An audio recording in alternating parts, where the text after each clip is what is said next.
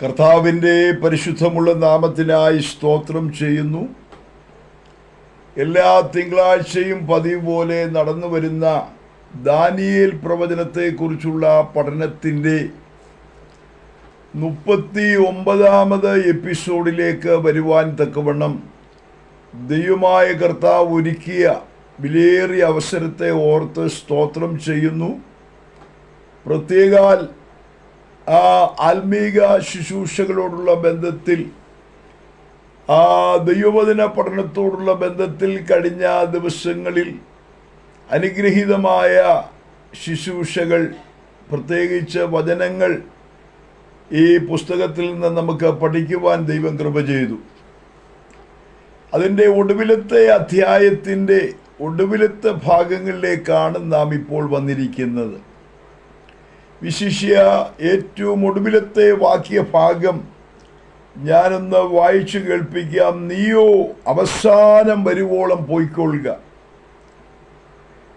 നീ വിശ്രമിച്ച് കാലാവസാനത്തെങ്കിൽ നിന്റെ ഓഹരി ലഭിപ്പാൻ എഴുന്നേറ്റു വരും. നമുക്കറിയാം, ബാബിലോൺ പ്രവാസത്തിലേക്ക് ഇസ്രായേലിൽ നിന്ന് പിടിക്കപ്പെട്ട അടിമകളുടെ കൂട്ടത്തിൽ ഭക്തനും ശക്തനും ദൈവത്തെ സേവിക്കുന്നവനുമായ ദാനിയേൽ,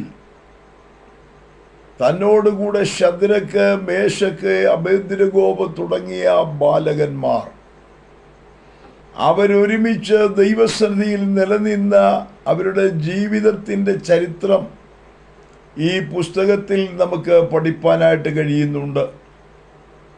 നമുക്കറിയാം, 1-ാം അധ്യായത്തിൽ അവർക്ക് വേണ്ടി ഒരുക്കപ്പെട്ട ഭക്ഷണമേശ, ഒന്നുകൂടെ പറഞ്ഞാൽ രാജാവിൻ്റെ ഭോജനവും അവൻ കുടിക്കുന്ന വീഞ്ഞും, പ്രമാണമുള്ളവരായ ഈ ദൈവദാസന്മാർ, പ്രത്യേകിച്ച് ദാനിയേലിനെയൊക്കെ സംബന്ധിച്ച് ദൈവം അവർക്ക് പ്രമാണം കൊടുക്കുമ്പോൾ ഇന്നതേ കഴിക്കാവൂ, ഇന്നതേ കുടിക്കാവൂ എന്ന പ്രമാണം ലേവ്യ പുസ്തകത്തിൽ കൊടുത്തിരിക്കുന്നതിന് പ്രകാരം രാജാവിൻ്റെ ഭോജനമോ ആ വീഞ്ഞോ വേണ്ട എന്ന് വെച്ചുകൊണ്ട് പച്ചവെള്ളവും പരിപ്പും മാത്രവുമായി ഏതാണ്ട് 10 ദിവസങ്ങൾ അവര് വേർതിരിഞ്ഞ ആഹാരം കഴിച്ച ആ ചരിത്രത്തെക്കുറിച്ച് അതിൻ്റെ 1-ാം അധ്യായത്തിൽ വ്യക്തമായി രേഖപ്പെടുത്തിയിട്ടുണ്ട്. എന്നാൽ രാജഭോജനം കഴിക്കുന്നവരും പച്ചവെള്ളവും ശാഖപദാർത്ഥവും കഴിക്കുന്നവരുമായ ഈ ബാലകന്മാരെ തമ്മിൽ പരിശോധിച്ചപ്പോൾ രാജകീയ ഭോജനം കഴിക്കുന്നവരെക്കാൾ വിശിഷ്ടന്മാരായി ഇവർ വിളങ്ങി എന്നുള്ളത് ആ അധ്യായത്തിൽ നമുക്ക് പഠിക്കാൻ കഴിയും.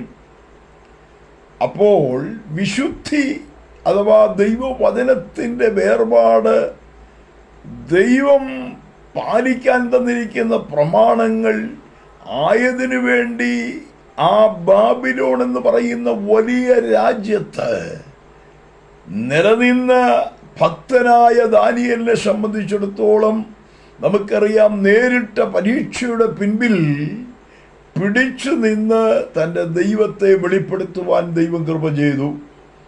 പിന്നെയും നാം പഠിക്കുമ്പോൾ ആരാധനയോടുള്ള ബന്ധത്തിൽ ദൂരാസമഭൂമിയിൽ ഒരു ബിംബത്തെ നിർത്തിയിരിക്കുന്ന ചരിത്രം നമുക്കറിയാം.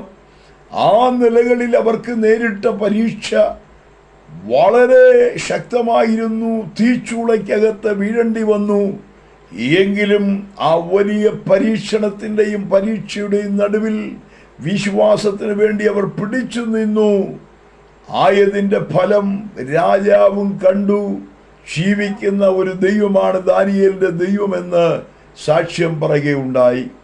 പോരാ, പ്രാർത്ഥനയ്ക്ക് വേണ്ടി ദാനിയേൽ രേഖ തനിക്ക് വിരോധമായി എഴുതപ്പെട്ട് കഴിഞ്ഞപ്പോഴും ദിവസവും താൻ ചെയ്തു വരുന്നത് പോലെ പ്രാർത്ഥിപ്പാനായിട്ട് നിലകൊണ്ടു. അവിടെയും സിംഹത്തിൻ്റെ കുഴിയിൽ തന്നെ കൊണ്ട് ഇട്ടു എന്ന് നാം വായിക്കുന്നു. എന്നാൽ നമുക്ക് പഠിക്കാൻ കഴിയുന്നത് വിടുതലിൻ്റെ ദൈവത്തിൻ്റെ കരം അവിടെ വെളിപ്പെട്ടു. ഈ നിലകളിൽ ഒത്തിരി പരീക്ഷകളും പരിശോധനകളും വിവിധങ്ങളായ പീഡനങ്ങളും വിവിധങ്ങളായ വേദനകളുമൊക്കെ അനുഭവിക്കേണ്ടി വന്നെങ്കിലും ഭക്തൻ എന്ത് ചെയ്തു? ദൈവസന്നിധിയിൽ ഉറച്ചു നിൽക്കുവാനിടയായി. താന് പ്രാപിച്ച ഏറ്റെടുത്ത വിശ്വാസ പ്രമാണങ്ങൾക്ക് വേണ്ടി, ആരാധനയ്ക്ക് വേണ്ടി, വിശുദ്ധിക്ക് വേണ്ടി, പ്രാർത്ഥനയ്ക്ക് വേണ്ടി ഉറച്ചു നിന്ന ദാനിയേലിനെയാണ് നമുക്കിവിടെ കാണുവാനായിട്ട് കഴിയുന്നത്. ദൈവത്തിന് സ്തോത്രം. ഒന്നുകൂടെ പറഞ്ഞാൽ അത്യധികം വേദനകൾ, അതിനിടയ്ക്ക് ഉപവാസം, കഷ്ടതകൾ, ശത്രുക്കളുടെ പീഡകൾ, ഇതെല്ലാം ദാനിയേൽ അനുഭവിക്കേണ്ടി വന്നു. എന്നാൽ ഇതിനെല്ലാം തിരശ്ശീല വീണ ദിവസമാണ് നാം ഇവിടെ വായിക്കുന്നത്. ഇതെല്ലാം അവസാനിച്ചു. നീയോ അവസാനം വരുവോളം പോയിക്കൊള്ളുക. ദാനിയേലിനോട് പറയുകയാണ്. 2 വാക്യങ്ങൾ അങ്ങനെ തന്നെ നമുക്ക് കാണുവാനായിട്ട് കഴിയും. സ്തോത്രം. അതിൻ്റെ സ്തോത്രം 9-ാം വാക്യത്തിലും പറയുന്നുണ്ട്. അതിനവൻ ഉത്തരം പറഞ്ഞത്, ദാനിയേലേ പോയിക്കൊള്ളുക. അതിൻ്റെ ഏറ്റവും ഒടുവിലത്തെ 13-ാം വാക്യത്തിലും പറയുകയാണ്, നീ അവസാനം വരുവോളം പോയിക്കൊള്ളുക. ജീവിതത്തിൽ നേരിട്ട പ്രതിസന്ധികളുടെ നടുവിൽ വിശ്വാസത്തിനും ദൈവകൃപയ്ക്കും ഒത്തവണ്ണം ശക്തിയോടെ ആ വലിയ സാമ്രാജ്യങ്ങളുടെ നടുവിൽ ദൈവത്തിന് വേണ്ടി നിലനിന്നതിൻ്റെ ഫലമായി ഏറ്റവും ഒടുവിലായി ദൈവ ശബ്ദം താൻ കേൾക്കുകയാണ്, നീയോ ദാനിയേലേ പോയിക്കൊള്ളുക. ആമേൻ. നീ വിശ്രമിച്ച് കാലാവസാനത്തിങ്കൽ നിന്റെ ഓഹരി പ്രാപിപ്പാൻ എഴുന്നേറ്റ് വരും. ആമേൻ. മരണമെന്ന് പറയുന്നത് ഈ ലോക ജീവിതത്തിന് അപ്പുറത്ത്, തിരശ്ശീലയ്ക്കപ്പുറത്ത് ഒരു ദൈവ പൈതൽ കടന്നു പോകുന്നത് ഇവിടെ വായിക്കുന്നത് വിശ്രമത്തിന് വേണ്ടിയാണ്. ദാനിയേലിനോട് പറയുകയാണ്, നീ വിശ്രമിച്ചു കൊള്ളുക എന്ന് പറഞ്ഞാൽ നിരന്തരമായി ഇവിടെ അധ്വാനിച്ചു കൊണ്ടിരുന്ന, പ്രത്യേകിച്ച് നമുക്കറിയാം ആ രാജ്യത്തെ പ്രസിഡന്റുമാരിൽ 3 പ്രധാന ദേശാധിപതികളാണ് ഉണ്ടായിരുന്നത്. 6-ാം അധ്യായം 1-ാം വാക്യത്തിലുണ്ട്. അതിൽ ഉന്നതനും ആ 3 ഉത്കൃഷ്ടനും, ഒന്നുകൂടെ പറഞ്ഞാൽ ഒന്നാമനുമായിരുന്നു ദാനിയേൽ എന്നവിടെ രേഖപ്പെടുത്തുകയാണ്. അപ്പോൾ രാജ്യത്തിൽ വലിയ ചുമതല വഹിച്ചയാളാണ് ആര്? ദാനിയേൽ. ആ നിലകളിൽ അതിൻ്റേതായിരിക്കുന്ന ജോലി തിരക്കുകൾ, അപ്പോൾ തന്നെ ഉപവാസം, ദീർഘദിവസങ്ങൾ, 21 ദിവസങ്ങൾ, തൻ്റെ ജനത്തിൻ്റെ ശൂന്യത, യെരൂശലേമിൻ്റെ ശൂന്യത 70 വർഷം കൊണ്ട് തീരുമെന്ന് ഒരു കാലസംഖ്യ ഗണിച്ചു കഴിഞ്ഞപ്പോൾ, മനസ്സിലാക്കി കഴിഞ്ഞപ്പോൾ ദാനിയേൽ ദൈവസന്നിധി മുട്ടുകുത്തി പ്രാർത്ഥിക്കാൻ തുടങ്ങി. പ്രസിഡന്റ് പദവി ഉണ്ടെങ്കിലും ആമേൻ പ്രാർത്ഥനയ്ക്ക് മുടക്കം വരുത്തിയില്ല. ആ നിലകളിൽ ദൈവസന്നിധിയിലിരുന്ന് പ്രാർത്ഥിച്ച ഭക്തനായ പ്രാർത്ഥനാ മനുഷ്യനായിരുന്നു ദാനിയേൽ. ആ നിലകളിൽ ഒത്തിരി പീഡനങ്ങളും ഒത്തിരി വ്യതകളും ഒത്തിരി വേദനകളുമൊക്കെ താൻ സഹിച്ചെങ്കിലും തൻ്റെ ജീവിതത്തിൻ്റെ ഒടുവിൽ ദൈവം തന്നോട് പറയുകയാണ്, നീ പോയി വിശ്രമിച്ചു കൊള്ളുക, നീ പോയി വിശ്രമിച്ചു കൊള്ളുക. നിരന്തരമുള്ള നിന്റെ അധ്വാനത്തിന് തിരശ്ശീല വീഴുകയാണ്. നീ പോയി വിശ്രമിച്ചു കൊള്ളുക. ദൈവവചനം മരണത്തെക്കുറിച്ച് പഠിപ്പിക്കുന്ന, ഭക്തന്മാരുടെ മരണത്തെക്കുറിച്ച് ഓർപ്പിക്കുന്ന ചിന്തകൾ തിരുവെഴുത്തിൽ നമുക്ക് പഠിക്കാനായിട്ട് കഴിയും. ദൈവത്തിന് സ്തോത്രം. അതിലൊന്നാണ് ഒരു ദൈവ പൈതലിൻ്റെ മരണമെന്ന് പറയുന്നത് വിശ്രമത്തിലേക്കുള്ള യാത്രയാണ്. വിശ്രമത്തിന് വേണ്ടിയുള്ള യാത്രയാണ്. വെളിപ്പാട് പുസ്തകത്തിൽ അത് വ്യക്തമായി രേഖപ്പെടുത്തിയിട്ടുണ്ട്. ദൈവത്തിന് സ്തോത്രം. ക്രിസ്തുവിൽ മരിക്കുന്ന മൃതന്മാർ ഭാഗ്യവാന്മാർ. അവർ തങ്ങളുടെ പ്രവൃത്തികളിൽ, പ്രയത്നങ്ങളിൽ നിന്ന് വിശ്രമിക്കേണ്ടതാകുന്നു. അപ്പോൾ ക്രിസ്തുവിൽ ഉള്ള യാത്ര, കടന്നുപോക്ക്, മരണം, അതെന്താണ്? അതൊരു വിശ്രമത്തിലേക്ക് കടന്നു പോകുകയാണ്. നിരന്തരം അധ്വാനിച്ച ഭക്തന് സ്വർഗം ഒരു വിശ്രമം നൽകുന്നതായി നമുക്ക് കാണുവാനായിട്ട് കഴിയും.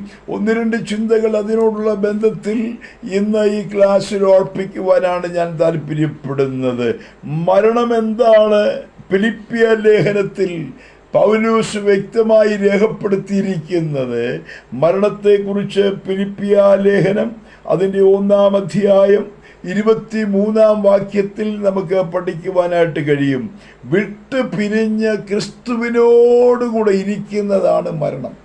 അതെ, അതിനകത്ത് അതിൻ്റെ ഇംഗ്ലീഷ് നാം ഇങ്ങനെ വായിക്കുന്നു: absent from the body, present with Christ. എന്ന് പറഞ്ഞാൽ ഈ ശരീരത്തിൽ നിന്ന് ആബ്സെന്റ് ആയിട്ട് ക്രിസ്തുവിൻ്റെ അടുക്കൽ പ്രസന്റ് ആകുന്നതിനാണ് ഒരു ദൈവ പൈതലിൻ്റെ മരണമെന്ന് പറയുന്നത്. പൗലോസ് അത് ആഗ്രഹിച്ചു. വിട്ടുപിരിഞ്ഞ് ഞാൻ ക്രിസ്തുവിനോടുകൂടെ ഇരിക്കുവാൻ എനിക്ക് ആകാംക്ഷയുണ്ട് എന്ന് പൗലോസ് പറഞ്ഞു. അപ്പോൾ ഓർക്കണം, ഈ ശരീരം വിട്ടുപിരിഞ്ഞ് കർത്താവിനോടുകൂടെ ആയിരിക്കുന്ന ആ ഉന്നതമായ അനുഭവത്തെയാണ് ദൈവ പൈതലിനെ സംബന്ധിച്ചിടത്തോളം, ക്രിസ്തുവിലായിരിക്കുന്ന ഒരു ദൈവ പൈതലിനെ സംബന്ധിച്ചിടത്തോളം മരണത്തിലൂടെ അവന് സാധ്യതമാകുന്നത്. ഈ ശരീരത്തിൽ വ്യതകളും വേദനകളും. അതുകൊണ്ടാണല്ലോ പൗലോസ് പറയുന്നത്, 2 കൊരിന്ത്യർ 5-ാം അധ്യായത്തിൽ വായിക്കുന്നു, ഈ ശരീരത്തിൽ ഞങ്ങൾ ഇരിക്കുന്നിടത്തോളം ഞങ്ങൾ ഞരങ്ങുന്നു എന്നാണ് വായിക്കുന്നത്. എപ്പോഴും ഇതിനകത്ത് ഞരക്കമുണ്ട്. സാമ്പത്തിക ഞരക്കം, രോഗത്തിൻ്റെ ഞരക്കം, പ്രതിസന്ധികളുടെ ഞരക്കം, കുഞ്ഞുങ്ങൾക്ക് വേണ്ടിയുള്ള ഞരക്കം, കുടുംബപരമായ ഞരക്കം, ആവശ്യങ്ങളുടെ മുമ്പിലുള്ള ഞരക്കം. ഇതിനകത്ത് എപ്പോഴും ഞരക്കമുണ്ട്. ഈ കൂടാരത്തിൽ ഞങ്ങൾ ഞരങ്ങുന്നെങ്കിലും സ്വർഗീയമായൊരു പാർപ്പിടം ഞങ്ങൾക്ക് മീതെ കർത്താവ് ഒരുക്കുന്നു. അങ്ങനെയാണ് പൗലോസ് രേഖപ്പെടുത്തി. കൂടാരമായ ഞങ്ങളുടെ ഭൗമഭവനം അഴിഞ്ഞു പോയാൽ, ഇത് അഴിയുന്ന കൂടാരമാണ്. നമുക്കറിയാം, സാധാരണ കെട്ടിടങ്ങൾ പണിയുമ്പോൾ, വലിയ വീടുകൾ പണിയുമ്പോൾ ആ താൽക്കാലികമായൊരു ഷെഡ് ഉണ്ടാക്കാറുണ്ട്. എന്തിനാന്ന് ചോദിച്ചാൽ, ആ വലിയ വീട് പണിയുന്ന ആളുകൾക്ക് താൽക്കാലികമായി ചില ദിവസങ്ങൾക്ക് താമസിക്കാൻ വേണ്ടിയുള്ളതാണ് ഈ ഷെഡ്. അത് ചിലപ്പോൾ ആ നിലകളിൽ ചെറിയ ഷീറ്റോ അല്ലെങ്കിൽ ടാർപ്പാളിനോ ഒക്കെ കൊണ്ടാണ് ചെയ്യാറുള്ളത്. ഈ വലിയ വീടിൻ്റെ പണി തീരുമ്പോൾ നമുക്കൊരു കാര്യം അറിയാം, അത് പൊളിച്ചു മാറ്റും. പിന്നെ അവിടെ അത് വെച്ചുകൊണ്ടിരിക്കത്തില്ല, താൽക്കാലികമാണത്. ഇതുപോലെ ഈ കൂടാരം ഇത് താൽക്കാലികമാണ്, ഇത് പൊളിയുന്നതാണ്. ഒരിക്കൽ നാം ഇങ്ങനെ വായിക്കുന്നു, അപ്പോസ്തലനായ പത്രോസ് ഇങ്ങനെ പറഞ്ഞു, എൻ്റെ കൂടാരം പൊളിയുവാൻ സമയമെടുത്തിരിക്കുന്നു. ഇത് പൊളിയുന്ന കൂടാരമാണെന്ന് ഓർക്കണം. അതുകൊണ്ട് തന്നെ ഇത് പൊളിയുമ്പോൾ വിട്ടുപിരിഞ്ഞ് ഇതിനകത്തു നിന്ന് ആബ്സെൻ്റ് ആയിട്ട് ക്രിസ്തുവിനോടൊരുമിച്ച് പ്രസൻ്റ് ആകുവാൻ എനിക്ക് അത്യാകാംക്ഷയുണ്ട് എന്ന് പൗലോസ് രേഖപ്പെടുത്തിയ വാക്യങ്ങൾ ഫിലിപ്പിയർക്ക് എഴുതിയ ലേഖനം 1-ാം അധ്യായം 23-ാം വാക്യമാണ്. ശ്രദ്ധിക്കണമേ. അപ്പം മരണമെന്ന് പറയുന്നത് ഒരു ദൗർഭാഗ്യമല്ല. നമുക്കറിയാം, ഇവിടെ അനവധി ഉന്നതന്മാരായ ആളുകൾ, സിനിമാ നടന്മാർ, രാഷ്ട്രീയ നേതാക്കന്മാരൊക്കെ മരിച്ചപ്പോൾ പത്രത്തിൻ്റെ ഫ്രണ്ട് പേജുകളിൽ അവരെക്കുറിച്ചുള്ള ഫോട്ടോയും അതിനെക്കുറിച്ചുള്ള വാർത്തകളും ഇട്ടിട്ട് ഇങ്ങനെ ഒരു കുറിപ്പുണ്ടായിരുന്നു: ഇത് നമ്മുടെ രാഷ്ട്രത്തിന് നഷ്ടമാണ്, നമ്മുടെ രാജ്യത്തിന് നഷ്ടമാണ്, ഇത് നമ്മുടെ സിനിമാ ലോകത്തിന് നഷ്ടമാണ്. നഷ്ടത്തിൻ്റെ കണക്കാണ് ഇവിടെ നിരത്തുവാനുള്ളത് മരണത്തെക്കുറിച്ച്. എന്നാൽ പറയട്ടെ, മരണമെന്ന് പറയുന്നത് ഭാഗ്യമാണെന്ന് പറയുന്ന ഒരു പുസ്തകമുണ്ടെങ്കിൽ അത് ദൈവത്തിൻ്റെ വചനമാണ്. അതാണ് ഞാനിവിടെ പറഞ്ഞത്. വെളിപ്പാട് പുസ്തകം 14:13 ഇങ്ങനെ വായിക്കുന്നു: ക്രിസ്തുവിൽ മരിക്കുന്ന വൃതന്മാർ ഭാഗ്യവാന്മാർ. ഭാഗ്യമാണ് മരണം. എല്ലാവരും പറയും, മരണം അയ്യോ അതെങ്ങനെയാ ഭാഗ്യമാകുന്നേ? പക്ഷെ ക്രിസ്തുവിലുള്ള മരണം അത് ഭാഗ്യമരണമാണ്.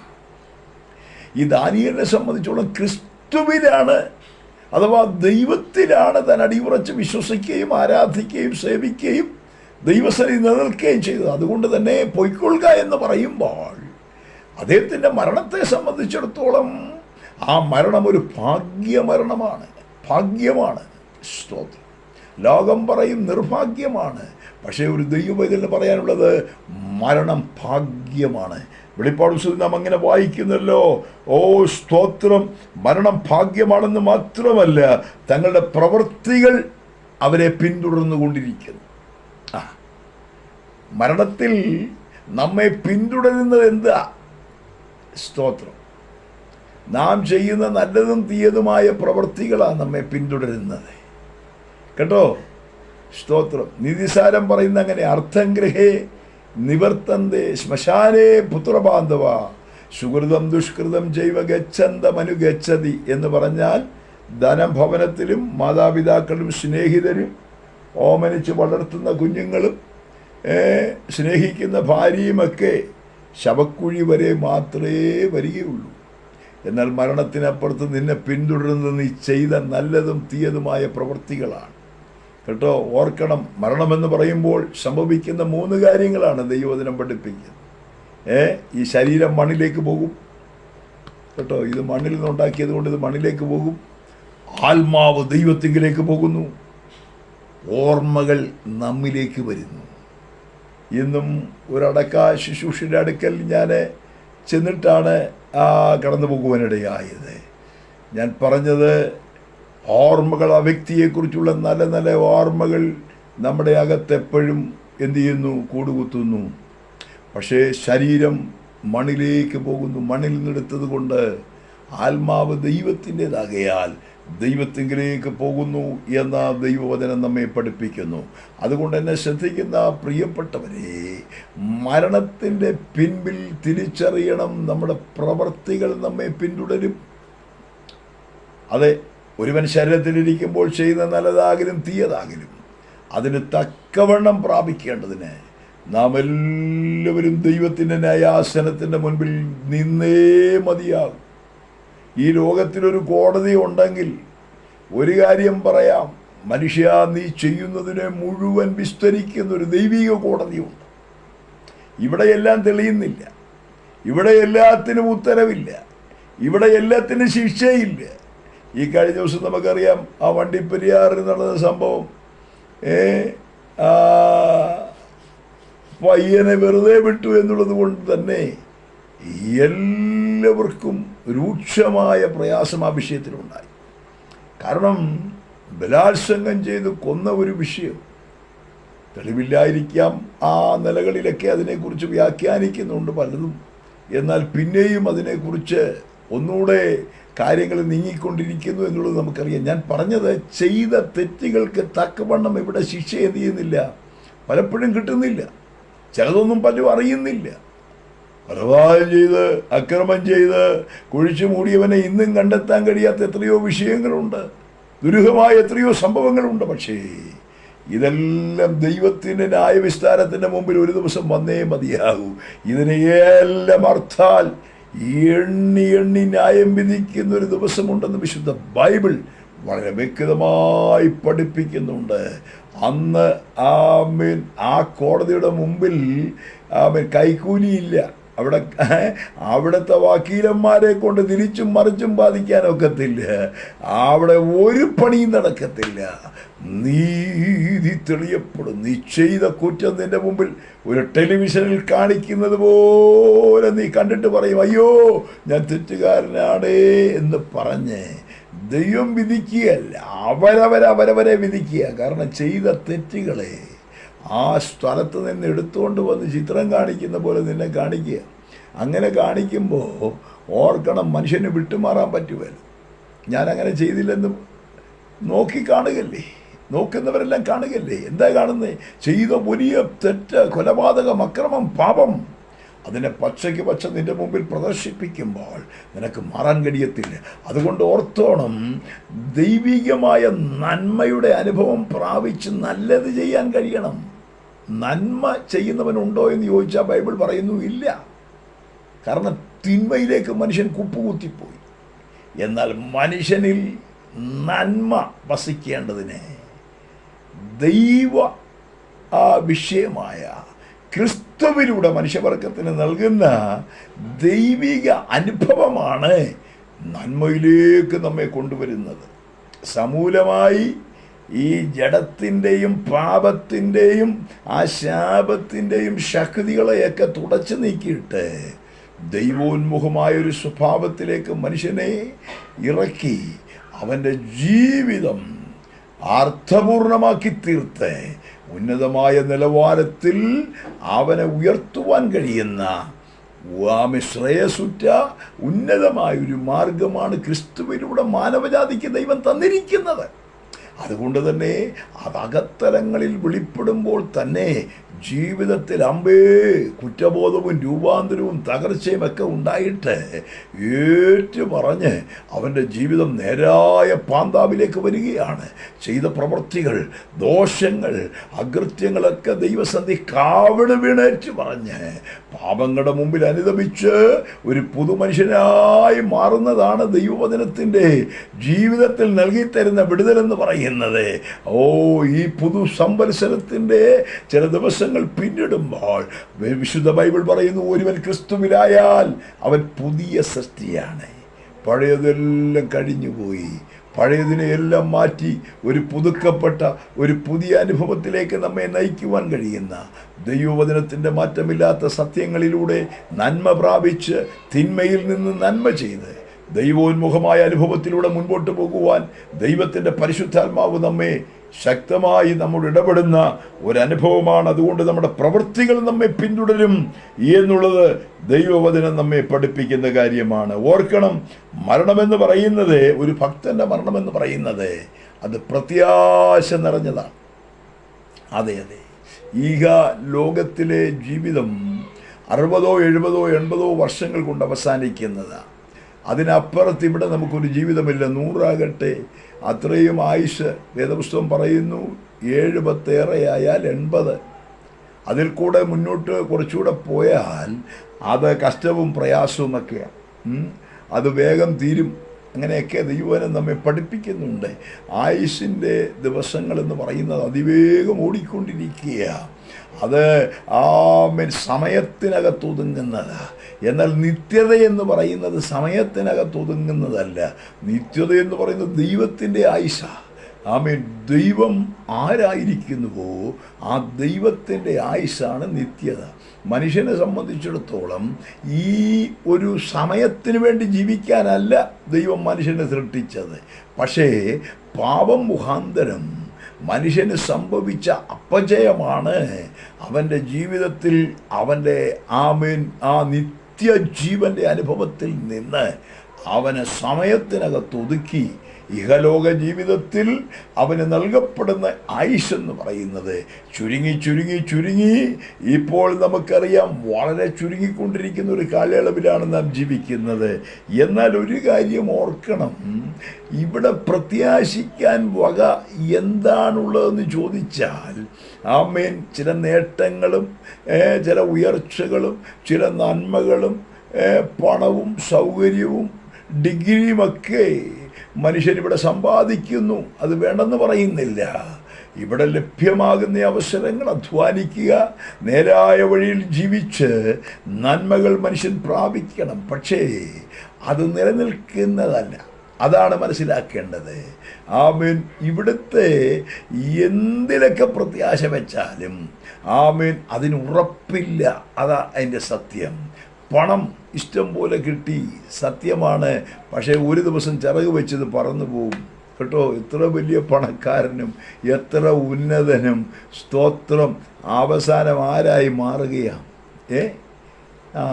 കഴിഞ്ഞ ദിവസം ഒരു ദൈവദാസൻ പറഞ്ഞതുപോലെ ആദ്യം തൊട്ടിലിൽ കിടന്നു, പിന്നെ കട്ടിലിൽ കിടന്നു, അവസാനം പെട്ടിയിൽ അടയ്ക്കപ്പെടുകയാണ്. ഇതുപോലെയാണ് മനുഷ്യൻ്റെ ജീവിതം. എത്ര വലിയ നിലയിൽ കാര്യങ്ങൾ കൈകാര്യം ചെയ്താലും അവസാനം ഒരു പെട്ടിക്കകത്ത് അടയപ്പെടുമെന്നുള്ള കാര്യം എല്ലാവരും അറിയണം. പ്രത്യാശിക്കാൻ വക ഇവിടെ എന്താ ഉള്ളത്? വലിയ കൊട്ടാരം ഇവിടെ പണിത് വെച്ചാൽ കൊട്ടാരമായാലും വിട്ടേ മതിയാകൂ, കോട്ടയ്ക്കകത്തും മൃത്യു കയറി ചെല്ലും. 10,000 നീല പൊക്കിപ്പടുതാലും അതിനുള്ളിലും മൃത്യു കയറി ചെല്ലും. മരണത്തിൻ്റെ തണുത്ത കരങ്ങൾ നിന്റെ മുഖം തപ്പും. ഇവിടെ കൊട്ടാരം പണിത് വെച്ചാലും ശരി, എന്തൊക്കെ ക്രമീകരണങ്ങൾ ഒരുക്കിയാലും ശരി, മരണമെന്ന് പറയുന്നത് യാഥാർത്ഥ്യമാണ്. അതുകൊണ്ട് തന്നെ മനുഷ്യന് ഇവിടം കൊണ്ട് തീരുന്ന ഒന്നിനെ പ്രത്യാശിക്കുന്നു എങ്കിൽ ദൈവവചനം പറയുന്നു അതൊരു പ്രത്യാശയല്ല. പിന്നെയോ ഞങ്ങൾ പ്രത്യാശിക്കുന്നത് എന്താ? ഇവിടം കൊണ്ട് അവസാനിക്കാത്ത ഒന്ന്, ഇവിടം കൊണ്ട് തീരാത്ത ഒന്ന്. ആമേൻ. ആ പ്രത്യാശയെക്കുറിച്ച് ദൈവത്തിൻ്റെ വചനം ശക്തമായി നമ്മൾ സംസാരിക്കുന്നുണ്ട്. മരണത്തോടുള്ള ബന്ധത്തിൽ ഞാൻ പറഞ്ഞതുകൊണ്ട് മോശയുടെ ജീവിതത്തിൻ്റെ ഒടുവിൽ വളരെ പ്രത്യാശയോടുകൂടെ ഞാൻ ആ ഭാഗം ഒന്ന് ചിന്തിച്ചു നോക്കി. ആവർത്തന പുസ്തകത്തിൻ്റെ ഏതാണ്ട് ഒടുവിലത്തെ അധ്യായങ്ങളിലേക്ക് നമ്മൾ കടന്നു വരുമ്പോൾ 32-ാം അധ്യായത്തിൽ ആമേൻ മനോഹരമായൊരു പാട്ട് മോശ പാടുകയാണ്. ഇസ്രായേലിനെ പഠിപ്പിക്കുവാൻ മനോഹരമായൊരു പാട്ട് പാടുന്നു. ഭക്തനും ശക്തനും ഇസ്രായേലിൻ്റെ നേതൃത്വ നിരയിൽ അവരെ നയിച്ചവനുമായ മോശ മനോഹരമായൊരു പാട്ടവരെ പഠിപ്പിക്കുന്നു. 32-ാം അധ്യായത്തിൽ 33-ാം അധ്യായത്തിൽ ഇസ്രായേലിനെ മൊത്തമായി താൻ അനുഗ്രഹിക്കുന്ന കാഴ്ച കാണുവാനായിട്ട് കഴിയും. അനുഗ്രഹിക്കുക, പ്രത്യാശയോടെ എല്ലാവരെയും അനുഗ്രഹിക്കുന്ന ഒരു അനുഗ്രഹ വാഗ്ദാനങ്ങളും വാചകങ്ങളും ആലോചനകളും 33-ാം അധ്യായത്തിൽ 34-ാം അധ്യായത്തിലേക്ക് വരുമ്പോൾ ആമേൻ ഗിൽബോവ പർവ്വതത്തിൻ്റെ മുകളിൽ നിന്നുകൊണ്ട് വാഗ്ദത്ത ദേശം താൻ കാണുകയാണ്. ദൂരമേ കാണുകയാണ് കേട്ടോ. തൻ്റെ ജനത്തിനു വേണ്ടി കൊടുക്കാൻ പോകുന്ന പിസ്ഗാ കൊടുമുടിയുടെ മുകളിൽ നിന്നുകൊണ്ട് ആമേൻ തൻ്റെ ജനത്തിനു വേണ്ടി ദൈവം നൽകുവാൻ പോകുന്ന ആ വാഗ്ദത്ത ദേശം കാണുകയാണ്. ചില ആളുകളൊക്കെ പ്രസംഗിക്കുമ്പോൾ പറയാറുണ്ട്, മോശ അങ്ങോട്ട് കടന്നില്ല, അതൊരു ഭാഗമാണ്. മോശയുടെ ഭാഗത്ത് വന്ന വീഴ്ചയും അപ്പോൾ തന്നെ അങ്ങോട്ട് കടക്കയില്ല എന്ന് പറഞ്ഞ ദൈവത്തിൻ്റെ ആലോചനയും നാം കുറിക്കൊള്ളേണ്ടതാണ്. എന്നാൽ നിങ്ങൾക്കറിയാമോ, മോശയും ഏലിയാവും നമ്മുടെ കർത്താവിനോട് ഒരുമിച്ച് സംഭാഷിച്ചത് ആ ദേശത്തെ താബോർ മലയുടെ മുകളിലാണ്. നമ്മുടെ കർത്താവ് ഇഹലോകത്തിൽ വന്നപ്പോൾ കർത്താവ് താൻ തന്നെ ആരാണെന്ന് വ്യക്തമായി തെളിയിക്കുന്നൊരു ഭാഗം ദൈവവനത്തിലുള്ളത്. ആർക്കും വെളുപ്പിക്കുവാൻ കഴിയാത്തതുപോലെ തൻ്റെ വസ്ത്രം വെള്ളയായി തീർന്നു. തേജസ്സിനാൽ ചുറ്റപ്പെട്ടവനായി താബോർ പർവ്വതത്തിൻ്റെ മുകളിൽ തൻ്റെ അരുമ ശിഷ്യന്മാരുടെ നടുവിൽ വെച്ച് പത്രോസും യാക്കോബും യോഹന്നാനും മാത്രം നിൽക്കെ താര രൂപാന്തരപ്പെട്ടു എന്ന് വായിക്കുന്നു. ഈ സമയത്ത് ഇറങ്ങി വന്നയാൾ ആരാന്നറിയാമോ? ഒന്ന് മോശയാ. അന്ന് ദൂരവേ കണ്ട ദേശത്തെ കാല് ചവിട്ടി നിന്നുകൊണ്ട് കർത്താവിനോട് ഒരുമിച്ച് മോശയും ഏലിയാവും സംഭാഷണം നടത്തുന്നത് നമ്മളവിടെ കണ്ടില്ലേ? കാണാം. അങ്ങനെ സംഭാഷണം നടത്തിക്കൊണ്ടിരുന്നപ്പോൾ പത്രോസ് പറഞ്ഞു, ഇവിടെ ഇരിക്കാൻ നല്ലത് ഞങ്ങൾ 3 കുടിലുണ്ടാക്കാം. ഒന്ന് നിനക്കും മോശയ്ക്കും ഏലിയാവിനും. ഉടനെ ഉയരത്തിൽ നിന്നൊരു ശബ്ദമുണ്ടായി, ഇവനെൻ്റെ പ്രിയപുത്രൻ, ഇവന് ചെവി കൊടുപ്പീൻ. മോശയും ഏലിയാവിനെയും കർത്താവിനെയും കൂടെ ഒന്നിച്ചു കൂട്ടാൻ കൊള്ളുന്നില്ല. മോശയാരാ? ഏലിയാവാരാ? കർത്താവാരാ? കർത്താവിൻ്റെ കൂടെ മോശയെ ചേർത്ത് വെച്ചു. ആരെ? പത്രോസ്. കർത്താവിൻ്റെ കൂടെ ഏലിയാവിനെ ചേർത്ത് വെച്ചു. കുഴപ്പമില്ല. പഴയ നിയമത്തിലെ ഭക്തന്മാരാ അവരെ, ശക്തന്മാരാ അവരെ ആ നിലയിൽ മാത്രമേ കാണാവൂ. പക്ഷെ ഇവനാരാ? ഇവനെൻ്റെ പ്രിയപുത്രൻ. സ്വർഗം പറയാ, ഇവന് ചെവി കൊടുപ്പി. ഇവനാണ് ചെവി കൊടുക്കേണ്ടത്. എന്നാൽ ഞാൻ പറഞ്ഞു വന്ന വിഷയത്തിലേക്ക് മടങ്ങി വരട്ടെ. ആ വാഗ്ദത്ത ദേശത്തേക്ക് മോശ കാലുകുത്തി എന്നുള്ളത് ആ സത്യം. കാരണം തൻ്റെ ജനത്തെ മരുഭൂമിയിലൂടെ നടത്തി വാഗ്ദത്ത ദേശം ദൂരവേ കണ്ട് പ്രത്യാശയുടെ പാട്ടും പാടി സന്തോഷത്തോടെ ദൈവത്തെ സ്തുതിച്ച ഭക്തൻ എല്ലാവരെയും അനുഗ്രഹിച്ച് കടന്നു പോകുന്ന ആ മോശയുടെ മരണം എന്ന് പറയുന്നത് എത്ര ശ്രേഷ്ഠമാണ്. ഒന്നുകൂടെ ഞാൻ പറയാം. മോശ മരിച്ചത്, മോശയെ അടക്കിയത് ദൈവം തന്നെയാണ്. ചരിത്രത്തിൽ ഒരു ശവസംസ്കാര ശുശ്രൂഷ ദൈവം ചെയ്തതായിട്ട് നമുക്ക് അറിയോ? സംസ്കാര ശുശ്രൂഷ അഥവാ മരണം, അടക്കം, അത് ദൈവം ചെയ്തു എന്ന് പറയുന്ന ഒരൊറ്റ ശുശ്രൂഷ ഞാൻ കണ്ടുള്ളത് മോശയുടെയാണ്. അതിനൊരു കാരണം കൂടെ ഞാൻ പറയാം. ഫറവോന്റെ പുത്രയുടെ മകനെന്ന് വിളിക്കപ്പെടുന്നത് മോശ നിരസിക്കുക മാത്രമല്ല, അടുത്ത ഫറവോനാകേണ്ട മോശ അവിടുത്തെ പിരമിഡിലുള്ള ആ ശ്രേഷ്ഠമേറിയ അടക്കം വേണ്ടെന്ന് വെച്ചു. ഈ ഫറവോനെ അടക്കുന്നത് അതിൻ്റെ ചരിത്രം പഠിച്ചെങ്കിലേ അതിൻ്റെ ശ്രേഷ്ഠത മനസ്സിലാകൂ. സ്വർണ്ണ പെട്ടിക്കകത്ത് സ്വർണ്ണ വടിയൊക്കെ വെച്ച് വലിയ സൂചിയാഗ്രസ്തംഭം എന്നാണ് പറയുന്നത്, പിരമിഡ്. ചരിത്രത്തിൽ ഇന്നും അത്ഭുതമാ പിരമിഡ് എന്ന് പറയുന്നത് കേട്ടോ. വലിയ കല്ലുകൾ കൊണ്ട് ഉരുട്ടിക്കൊണ്ട് വന്ന് ഇങ്ങനെ പണിത് പൊക്കി വെച്ചിരിക്കുന്ന ഈ പിരമിഡ് അഥവാ ഈ സൂര്യാഗ്ര സ്തംഭത്തിനകത്ത് ഒരു ഫറവോനെ കൊണ്ട് അടക്കുന്നത് പോലെ സ്വർണ്ണപ്പെട്ടിക്കകത്ത് സ്വർണ്ണ വടിയുമായി ആ നിലകളിൽ ഉന്നതമായ ഒരു അടക്കം കിട്ടേണ്ടയാളാ മോശ. കർത്താവ് നിമിത്തം വേണ്ടെന്ന് വെച്ചു. അങ്ങനെ അത്രയും ഉന്നതമായ കാര്യം വേണ്ടെന്ന് വെക്കുമ്പോൾ കർത്താവിന് എന്തെങ്കിലും ചെയ്യാതിരിക്കാൻ പറ്റുമോ?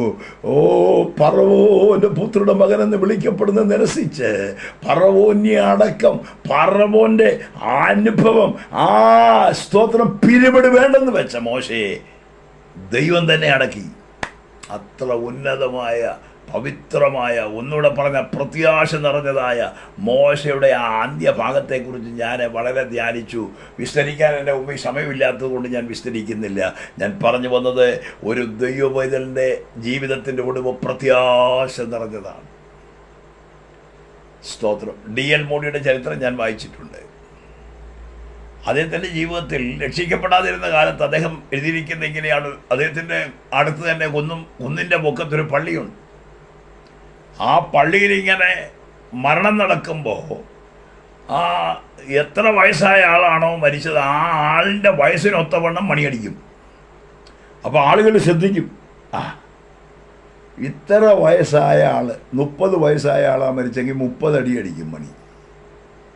ചില അവസരങ്ങളിലൊക്കെ മോഡി പറഞ്ഞിരിക്കും, ചില അവസരങ്ങളിലൊക്കെ മോഡിയുടെ വയസ്സിനൊത്തവരാണ് മരിക്കുന്നത്. മൂടി കേൾക്കുമ്പോഴത്തേനും മൂടിയുടെ വയസ്സിനൊത്തവരാണ് മണിയടിക്കുക. ആ കണക്കിനാണ് മണിയടിക്കുന്നത്. മൂടി ഞെട്ടും, വലിയ ഞെട്ടല്ല, പേടിയാ. മരണമെന്ന് കേൾക്കും, തന്നെ പോലുള്ള തൻ്റെ പ്രായമുള്ളവർ മരിക്കുന്ന കേൾക്കുമ്പോൾ മോഡിക്ക് ഭയങ്കര ഞെട്ടല. എന്നാൽ ഒരു ദിവസം മോഡി കർത്താവിനെ സ്വന്തം രക്ഷിതാമായി സ്വീകരിച്ചു. ഒരു ദൈവവൈതലായി കർത്താവിന് വേണ്ടി ധീരതയോടെ നിന്ന് അനവധി ശുശ്രൂഷകൾ ചെയ്തു. മരിക്കാൻ തുടങ്ങുക, തൻ്റെ മരണം സംഭവിക്കാൻ പോവുക. തൻ്റെ മകനെ അടുത്ത് വിളിച്ചേച്ച് പറഞ്ഞ വാക്കുകൾ ഞാൻ വായിച്ചു. തൻ്റെ മകനെ അടുത്തേച്ച് വിളിച്ചേച്ച് പറഞ്ഞു, മകനെ, ഭൂമിയുടെ കവാടം എൻ്റെ മുമ്പിൽ അടയുന്നു, മീതെ സ്വർഗീയ കവാടം തുറക്കുന്നു. ആ കാണുന്ന ദൈവസന്നിധി എത്ര മനോഹരമാണ്. ഞാൻ അങ്ങോട്ട് കടന്നു പോവുകയാണ്. നോക്കണേ, ഭക്തൻ്റെ പ്രത്യാശ കണ്ടു. പാട്ടിൽ മൂടിയ മഹാന്മാക്കളുടെ ചരിത്രങ്ങളൊക്കെ എടുത്തു നോക്കൂ. രാഗിയും ആണയിട്ടും ഉന്നതന്മാരാണെന്ന് പറയുന്ന പലരും പ്രത്യാശയില്ലാതെ ഇവിടുന്ന് ജീവിതം അയ്യോ എങ്ങോട്ട് പോകുന്ന അറിയത്തില്ലെന്ന് പറഞ്ഞ് ഇവിടുന്ന് കടന്നു പോകുമ്പോൾ പ്രത്യാശയോടെ ഇവിടം വിട്ട് കടന്നുപോയ ഒരു കൂട്ടം ആളുകളെ ഉള്ളൂ. യേശുക്രിസ്തു മുഖാന്തരം പാപങ്ങളെ ഏറ്റുപറഞ്ഞ് ദൈവമക്കളായി തീർന്ന ഭക്തന്മാർക്കാണ് സന്തോഷത്തോടെ മരണത്തെ വരവേൽക്കുവാൻ കഴിഞ്ഞിട്ടുള്ളത്. സാധു കുഞ്ഞു ഉപദേശി അദ്ദേഹം എഴുതിയ മനോഹരമായ ഗാനങ്ങൾ അദ്ദേഹം മരിക്കുന്നതിന് മുമ്പ് പറഞ്ഞ ഒരു പദം കേൾക്കണം. ഇതാണോ മരണം? സാരമില്ല. ഉണ്ടോ? ഇതാണോ മരണം? സാരമില്ല. ഭക്തന്മാർ ഒത്തിരി പേരുടെ പേര് എടുത്തു പറഞ്ഞവരുടെ ജീവിതാന്ത്യം പറയുവാൻ കഴിയും. എന്നാൽ ജീവിതത്തിൻ്റെ ഒടുവിൽ പ്രത്യാശയോട് ഇവിടുന്ന് കടന്നുപോയ ഭക്തന്മാരാരാന്നറിയാമോ? വചനപ്രകാരം ജീവിച്ച ദാനിയേലിനെ പോലെ നീയോ പൊയ്ക്കൊള്ളുക, കാലാവസാനത്തിൽ നിന്റെ ഓഹരി പ്രാപിപ്പാൻ എഴുന്നേറ്റ് വരുമെന്ന് പറഞ്ഞ് ഇവിടുന്ന് യാത്രയാക്കുന്ന ഭക്തന്മാരെ പോലെ പ്രതീക്ഷയോടെ പ്രത്യാശയോടെ ജീവിച്ച ദൈവമക്കൾക്കാണ് ഇവിടുന്ന് പ്രത്യാശയോടെ വിട പറയാൻ കഴിയുന്നത്. അവരാ പാടുന്ന മരണമേ ജയമെവിടെ, നിന്റെ വിജയം എവിടെ? എന്നേശു മരണത്തെ ജയിച്ചു, തനിക്കു സ്തുതി ഹല്ലേലൂയ. ഞാൻ ദീർഘമാക്കുന്നില്ല. പ്രത്യാശയും പ്രതീക്ഷയും ഉള്ളവരാണ്. നമുക്കറിയാം, ദാനിയേലോട് പറയുകയാണ്, നീ പൊയ്ക്കൊള്ളുക, ജീവാവസാനത്തിങ്കൽ യുഗാവസാനത്തിങ്കൽ നിന്റെ ഓഹരി പ്രാപിപ്പാൻ എഴുന്നേറ്റ് വരും. ഭക്തനെ, കർത്താവിന് വേണ്ടി ശക്തിയോടെ ജീവിച്ച ഈ ഭക്തനെ ഇവിടെ ആദരിപ്പാൻ ആരുമുണ്ടായിരുന്നില്ല. എന്നാൽ സ്വർഗം തന്നെ ആദരിക്കുന്ന ഒരു ദിവസമുണ്ട്. ദീർഘവർഷങ്ങൾ ആഫ്രിക്കയുടെ മണ്ണിൽ കർത്താവിന് വേണ്ടി അധ്വാനിച്ചൊരു മിഷണറുടെ ചരിത്രം ഞാൻ കേട്ടിട്ടുണ്ട്. ശേഷം തൻ്റെ ഭവനത്തിലേക്ക് താൻ മടങ്ങി വന്നു. അമേരിക്കയുടെ തീരങ്ങളിലേക്ക് കപ്പൽ അടുക്കുകയാണ്. അദ്ദേഹത്തിൻ്റെ ഉള്ളിൽ ഒരു ആവേശമുണ്ട്. ദീർഘവർഷങ്ങളായി ആഫ്രിക്കയുടെ മണ്ണിൽ കർത്താവിന് വേണ്ടി അധ്വാനിക്കുന്നു. എൻ്റെ സ്വന്തം ആ ഭവനത്തിനടുത്തേക്ക് ഞാൻ വരുമ്പോൾ എന്നെ സ്വീകരിക്കാൻ ചിലരെങ്കിലും അവിടെ കാണും. അതേ കപ്പലിൽ അമേരിക്കൻ പ്രസിഡന്റ് ഉണ്ട്. നിങ്ങൾക്കറിയാമോ, ഈ മിഷണറിയെ സ്വീകരിക്കുവാൻ ആരും അവിടെ ഉണ്ടായിരുന്നില്ല. എന്നാൽ അമേരിക്കൻ പ്രസിഡന്റ് ആ തീരത്തേക്ക് വന്നിറങ്ങിയപ്പോൾ ഹർഷാരാപത്തോടെ, ആചാര വെടികളോടെ, പടക്കവും വെടികളും എല്ലാം പൊട്ടിച്ച് അദ്ദേഹത്തെ സ്വീകരിപ്പാൻ നൂറുകണക്കിന് ആളുകൾ അവിടെ അണിനിരുന്നു. ഈ ഭക്തനായ ശക്തനായ മിഷണറിയുടെ ഉള്ളിൻ്റെ ഉള്ളിൽ ഒരു വേദന ഉണ്ടായി. കർത്താവെ, ദീർഘവർഷങ്ങൾ അങ്ങയ്ക്ക് വേണ്ടി അധ്വാനിച്ചിട്ട് എന്നെ ഒന്ന് ആദരിക്കാനോ സ്വീകരിക്കാനോ വരവേൽക്കാനോ ഇവിടെ ആരെയും ഞാൻ കാണുന്നില്ല. ഉടനെ പരിശുദ്ധാത്മാവ് തന്നോട് ഇങ്ങനെ സംസാരിച്ചു, നീ ഇപ്പോൾ വന്നിരിക്കുന്ന എവിടെയാ? അമേരിക്കൻ പ്രസിഡന്റ് എവിടെയാ വന്നിരിക്കുന്നത്? അദ്ദേഹത്തിന്റെ രാജ്യത്താണെന്ന് പറഞ്ഞു. അദ്ദേഹം പ്രസിഡന്റ് ആയിരിക്കുന്ന രാജ്യത്താണ് ഇപ്പോൾ അദ്ദേഹം വന്നിരിക്കുന്നത്. ശരി, നീ നിന്റെ രാജ്യത്ത് വന്നോന്ന് ചോദിച്ചു. നീ ആരെ ശുശ്രൂഷിച്ചോ, ആരെ സേവിച്ചോ, ആ രാജ്യത്ത് നീ ഇതുവരെ വന്നിട്ടില്ല. നീ ഒരു ദിവസം അവിടെ വരും. അന്ന് കോടി കോടി ദൂതന്മാരുടെ നടുവിൽ വെച്ച് നിന്നെ ആദരിക്കുന്ന ഒരു ദിവസമുണ്ട്. അന്നോളം നിന്നെ ആദരിക്കുന്നത് നീ ചെയ്തതിന് തക്കവണ്ണം പ്രതിഫലം പ്രാപിക്കുന്ന ഒരു ദിവസമുണ്ട് എന്ന് കർത്താവ് തന്നോട് സംസാരിച്ചു. തൻ്റെ ആഗം കുളിർമ കൊണ്ടു, ധൈര്യപ്പെട്ടു എന്ന് ഞാൻ വായിച്ചിട്ടുണ്ട്. എൻ്റെ പ്രിയപ്പെട്ടവരെ, ദാനിയേലിനോട് പറയുക, പൊയ്ക്കൊള്ളുക, നിന്റെ ഓഹരി നീ ചെയ്തതിന് തക്കവണ്ണം പ്രാപിക്കുന്ന പ്രതിഫലം പ്രാപിക്കുന്ന ദിവസമുണ്ട്. കൂലി അവൻ്റെ കയ്യിലും പ്രതിഫലം അവൻ്റെ പക്കലുമുണ്ട്. ഇപ്പം നമ്മൾ മേടിക്കുന്നതെല്ലാം കൂലിയാ. കർത്താവിന് വേണ്ടി വല്ലതും ചെയ്തിട്ട് കിട്ടുന്നതെല്ലാം കൂലിയാ. പക്ഷെ പ്രതിഫലം വിഭാഗിക്കുന്ന ദിവസമുണ്ട്. പ്രതിഫലങ്ങൾ വിഭാഗിച്ചു കൊടുക്കും. തൻപേർക്കായി പാർത്തലെ വിശ്വസ്തരായി ജീവിതം ചെയ്തതൻ ശുദ്ധിമാന്മാർ ഗണം വാങ്ങിടും സമ്മാനം ആ സദസ്സിൽ. ജീവിതം ചെയ്തതൻ ശുദ്ധിമാന്മാർ ഗണം വാങ്ങിടും സമ്മാനം ആ സദസ്സിൽ. അന്ന് പ്രതിഫലം മേടിക്കുവാൻ ഒരുങ്ങുന്നവർക്കായി ഞാൻ ദൈവത്തെ സ്തുതിക്കുന്നു. ഒരു നിമിഷം കണ്ണുകളെ അടയ്ക്കാം. മരണമെന്ന് പറയുന്നത് തകർച്ചയല്ല, നരകമല്ല. അതിനപ്പുറത്ത് പ്രത്യാശ നൽകുന്ന ഒന്നുണ്ട്. ക്രിസ്തുവിലെ മരണം, ക്രിസ്തുവുമായി ബന്ധപ്പെട്ട് ഭക്തന്മാരായി ജീവിക്കുന്നവർക്ക് ഒരുക്കപ്പെട്ട വിടുതലുകളും പ്രതിഫലങ്ങളും പ്രാപിക്കത്തക്ക നിലയിൽ നമ്മളെ ഒരുക്കാൻ ഞങ്ങളുടെ സ്വർഗീയ പിതാവേ, ഈ വചനം കേട്ടവർക്കൊക്കെ ഇത് അനുഗ്രഹത്തിന് കാരണമാകണമേ. ദൈവവചനം വിശ്വസിച്ച് ദാനിയേലിന്റെ പുസ്തകത്തിൽ ഞങ്ങൾ പഠിച്ചതുപോലെ മരണം ഞങ്ങളുടെ അവസാനമല്ല. ഭക്തന്മാർക്കത് വിലപ്പെട്ടതും ആശ്വാസവും അപ്പോൾ തന്നെ വിശ്രമവും ആ നിലകളിൽ ഒരുക്കപ്പെടുന്ന ദൈവികമായ പ്രത്യാശയുമൊക്കെ പ്രാപിക്കാത്തവരെ ഈ വചനങ്ങളൊക്കെ ശ്രദ്ധിക്കുന്നവരുണ്ടെങ്കിൽ അവരുടെ ജീവിതത്തിൽ ഈ പ്രത്യാശ നൽകിയവരെ ആശീർവദിക്കണം. അല്പസമയം അങ്ങോട്ട് കൃപ നൽകിയതിനായി സ്തോത്രം. ഞങ്ങളുടെ മിനിസ്ട്രി അനുഗ്രഹിച്ചാട്ടെ. ഈ നവവത്സരത്തിൻ്റെ പ്രാരംഭ ദിനങ്ങൾ ഞങ്ങൾക്ക് നൽകിയല്ലോ, എല്ലാവരെയും ആദരിച്ച് സഹായിക്കണം. പുത്രനെ മാത്രം മഹത്വപ്പെടുത്തും യേശു ക്രിസ്തുവിൻ നാമത്തിൽ തന്നെ. ആമേൻ.